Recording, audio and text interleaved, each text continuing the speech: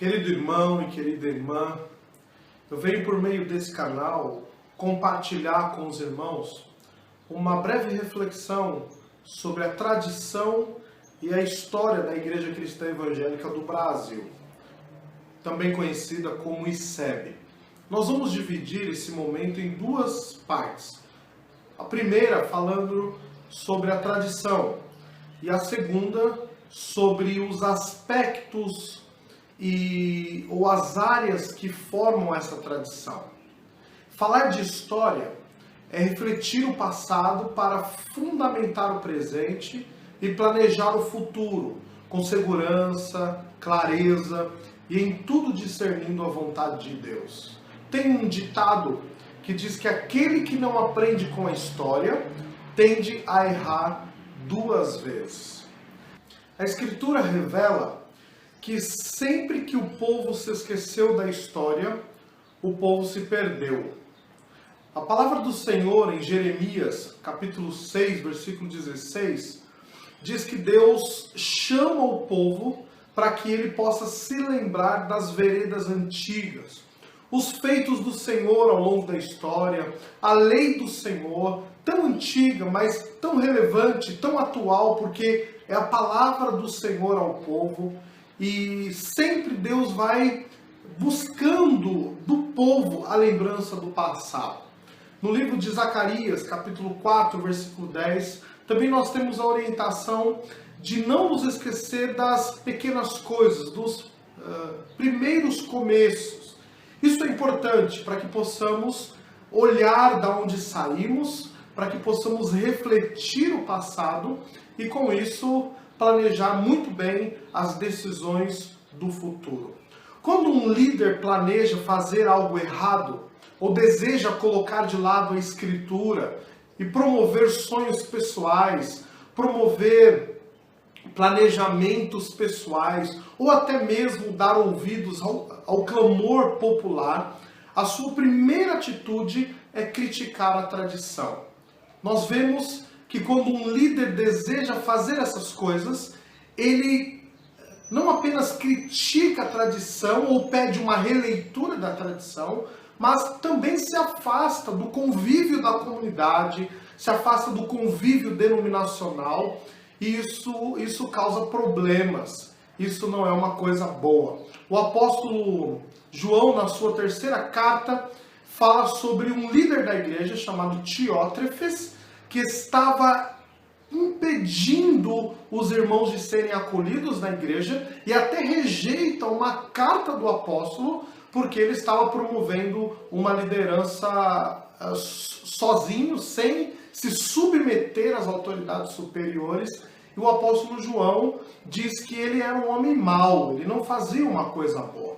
Querido irmão, sempre divisão é pecado segundo as Escrituras. Qualquer sentimento ou qualquer atitude que promove divisão e não a unidade da igreja, não a glória de Deus, é divisão.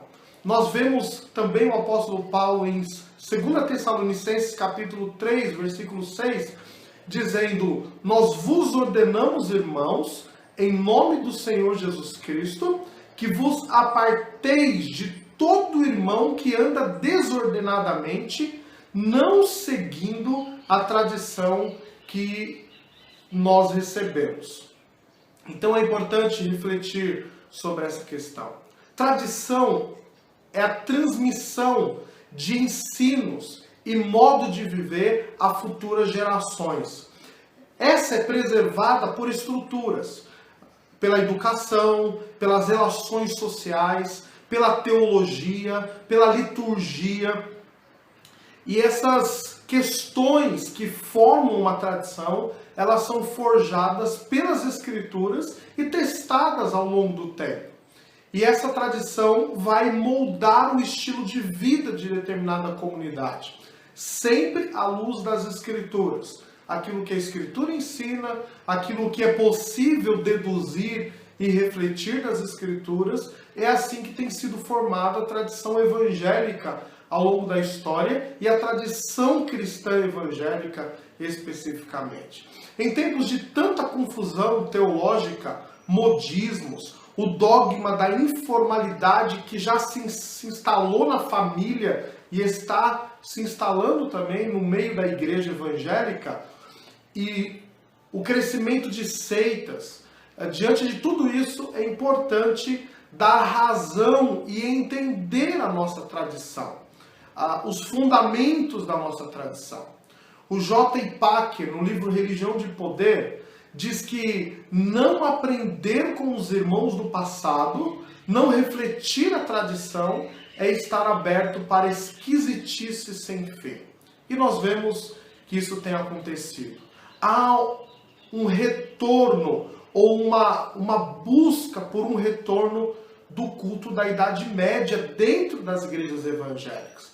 O uso de objetos sagrados, o uso da água consagrada ou da água benta, como chama a igreja romana, esse desejo por uma liderança oligárquica, uma liderança episcopal, a questão de um culto com muitos aspectos supersticiosos, elementos supersticiosos, e há uma busca muito grande do retorno para um estilo de vida religiosa, mesmo se intitulando evangélico, mas de acordo com as características da igreja medieval. Isso não tem sido bom, isso não tem promovido a glória de Deus, mas apenas divisão, problemas, idolatria, superstições e outras questões que não vão ser úteis para a vida da igreja e para que essa igreja faça a vontade do Senhor.